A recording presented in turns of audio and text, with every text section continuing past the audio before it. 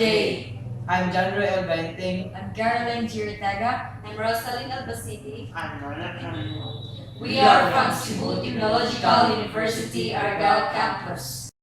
Nowadays, there are a lot of crimes happening in our society, and our law enforcing agencies found it more difficult to trace up the suspects of that certain crime. We have delays in solving and giving justice to the victims. That's why we have come up with this idea. We have proposed this website, www.scenecrimemapping.com.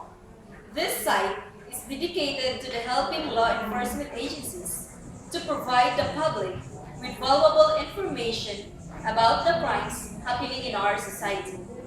In order for the users to know the crimes happening in that place, he or she will visit this site, www.scenecrimemapping.com. In this website, the map has its region. If the circle is red, it means that there was a crime happening. But if it is white, there is no problem in that place. Once you are logged in with this site, you will see the map of the locality with its crime scene. This will display the time, the persons involved in the crime in a more detailed way. Through this website, this will enable the law enforcing agencies to trace up easily the suspects of a certain crime.